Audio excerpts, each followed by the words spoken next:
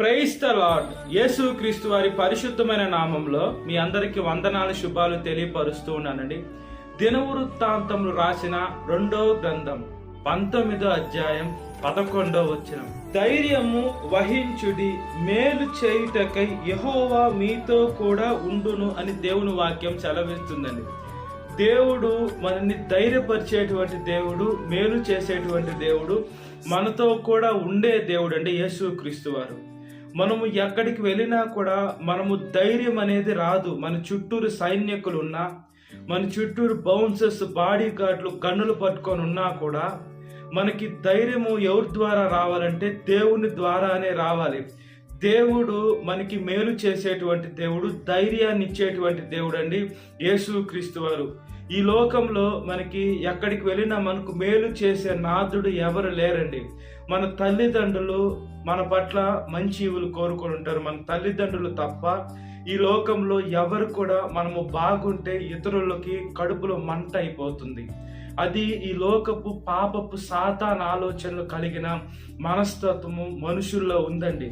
దేవుని మనసు లేదంటే, దేవుని మనసు ఎలా ఉంటుందంటే, నేను ఎలా ఉన్నానో అతను కూడా అలానే ఉండాలి, కొంచెం ఇంకా బాగున్నా పర్వాలేదు అనే ఆలోచన మనకి ఎప్పుడైతే వస్తుందో అది దేవుని మనసు. నేను ఇలా ఉన్నాను, నా కాడికి అతను కింద ఉండాలి, నా పాదాల దగ్గర ఉండాలి, అతను నాశనం అయిపోవాలి అనేది ఎప్పుడైతే మనసు వస్తుందో అది సాతాను మనసు.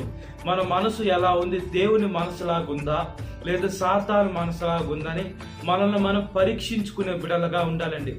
దేవుడు మనల్ని ఎంతగా ప్రేమిస్తున్నాడు, దేవుడు ఆయన పరలోక రాజ్యానికి తీసుకొని వెళ్ళాలని ఎంతగా ఆశపడుతున్నాడు. మన ప్రాణాన్ని తృప్తిపరిచేది కూడా యేసు క్రీస్తు వారే.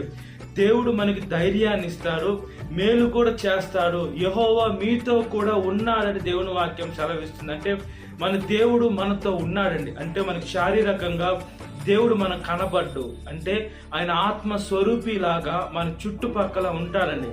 మనకి శారీరకంగా దేవుడు కనబడ్డ, మనం ఊపిరి పీల్చుకుంటున్నాం, గాలి పీల్చుకుంటున్నాం.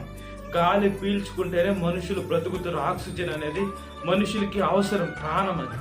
ఎప్పుడైతే మనం గాలిని చూడగలుగుతామో, మనము గాలిని స్పర్శ కూడా మనకు తగలదు, గాలి స్పర్శ రాదు, మనకి తగులుతూ ఉంటుంది. గాలి అనేది ఒక తగులుతూ ఉంటుంది. మనకి గాలిని మనుషుల్లాగా, చెట్లలాగా ఈ లోకంలో కంటికి కనబడదు. మనం గాలిని మన చేతులతో పట్టుకోలేము. అయితే గాలి ఎలాంటి గ్యాప్లో, చిన్న బొక్క అయినా పెద్ద బొక్క అయినా దేంట్లో అయినా గాలి అనేది ఊరకనే చేరిపోతుందండి. మన శరీరంలో కూడా గ్యాస్ట్రిక్ ట్రబుల్ అంటే గాలి చేరిపోవడమే. అయితే దేవుడు ప్రతి ఒక్క మనిషికి కనబడ్డు, ఆయన ఆత్మస్వరూపం. అంటే దేవుడు గాలిలాగా వ్యాపించి ఉన్నాడండి. మన చుట్టుపక్కలే దేవుడు ఉన్నాడు.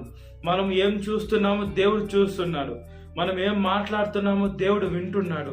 మనం ఎలా ఉన్నా, మన జీవితం ఎలా ఉంది, మన ఆత్మీయ జీవితం ఎలా ఉందని దేవుడు చూస్తున్నాడు అనే భయము మనలో ఉండాలండి. మొట్టమొదటిగా నేను ఈ తప్పు కార్యం చేస్తున్నానంటే దేవుడు చూస్తున్నాడు కాబట్టి నేను వదిలిపెట్టేసుకొని నా పాపాలు ఒప్పుకొని నా దేవుడు, నా ప్రాణం పోయినా పర్వాలేదు, నేను దేవుడి మార్గంలోనే నడవాలని మనం ఎప్పుడైతే నిర్ణయం తీసుకుంటామో దేవుడు అన్నీ చూస్తున్నాడు, అన్నీ వింటున్నాడు, అన్నీ రికార్డ్ అవుతున్నాయి. మనకి పరలోకంలోకి మనకి తీర్పు వచ్చినప్పుడు కూడా దేవుడు మనల్ని ఆయన బిడ్డలుగానే గొర్రెల్లోకి తీసుకుంటాడు. లేదా మనం ఇంకా పాపంలో, లోకంలో ఉన్నటువంటి సాతానులో ఉంటే మనం మేకల గుంపులోకి వెళ్ళిపోతాం.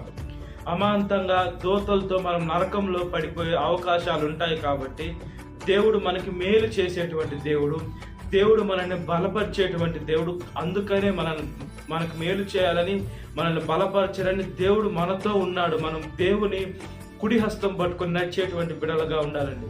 ఈ లోకంలో మనం తల్లిదండ్రుల చేతులు పట్టుకొని నడుస్తుంటాం చిన్న వయసులో. మనము పెద్ద అయినప్పుడు మన బిడ్డలు మన చేతులు పట్టుకొని నడుస్తూ ఉంటారు.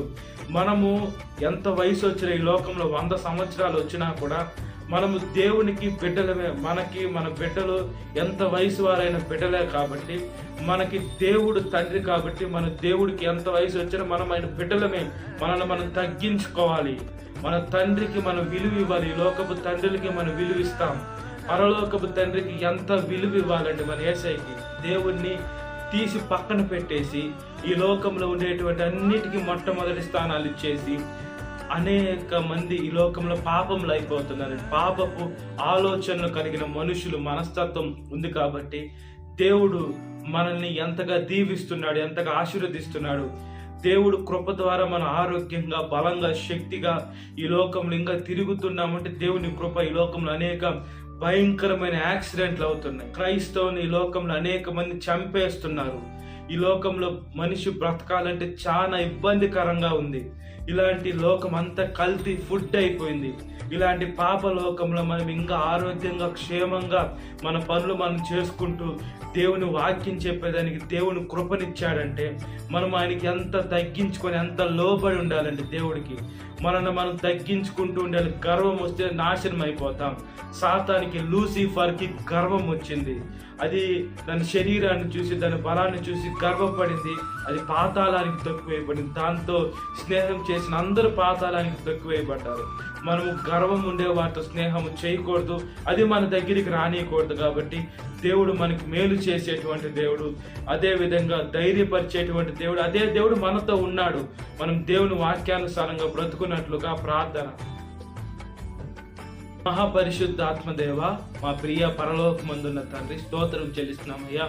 మాకు మేలు చేస్తున్న దేవా, బలపరుస్తున్న దేవా, స్థిరపరుస్తున్న దేవా, ఆశీర్వదిస్తున్న దేవా, మమ్మల్ని ధైర్యపరుస్తున్న దేవా, మీకు స్తోత్రము తండ్రి. మీ పాదాల దగ్గరికి వస్తున్నానయ్యా. దేవా, మీరు మాతో రమ్మని అడుగుచున్నాము తండ్రి. ఈ లోకంలో ఎంతమంది బాడీ గార్డ్స్ వచ్చినా, ఈ లోకంలో బౌన్సర్స్ వచ్చినా, సైనికులు వచ్చినా, ఆయుధాలు పట్టుకొని ఎన్ని వచ్చినా కూడానయ్యా, యేసయ్యా మీ అంత రక్షణ మాకుండదయ్యా. మేము శారీరకంగా అందరికీ కనిపించేది మేము ఒకరిగానే ఉన్నామని అనుకుంటారు. కానయ్యా, మీ దూతల యొక్క కంచె మా చుట్టూరు ఉంది. మీ చూపు మా మీద నిలుపున్నారు. మీ బిడ్డల పైన మీ చూపు నిలిపి రక్షిస్తూ ఉన్న దేవా, స్తోత్రం. బైబుల్లో ఉందయ్యా, నా కాపాడే దూతల యొక్క సహాయం నా బిడ్డల చుట్టూరు ఉంటుందని మీరు చెప్పినట్లుగా మా చుట్టూరు ఉంది. అయితే ఎక్కడికి వెళ్ళినా మేము ప్రార్థన చేసుకొని మా జీవితాన్ని కొనసాగించుకోవాలి.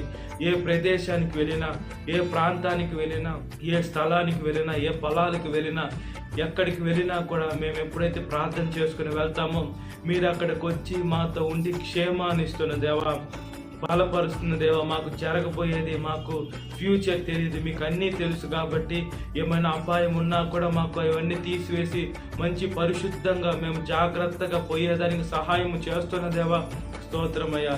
ధైర్యంగా, బలంగా, శక్తిగా మీ సువార్తను ప్రకటించే బలమైన ఆయుధాలుగా, పాత్రలుగా మమ్మల్ని వాడుకోమని అడుగుచున్నాము తండ్రి.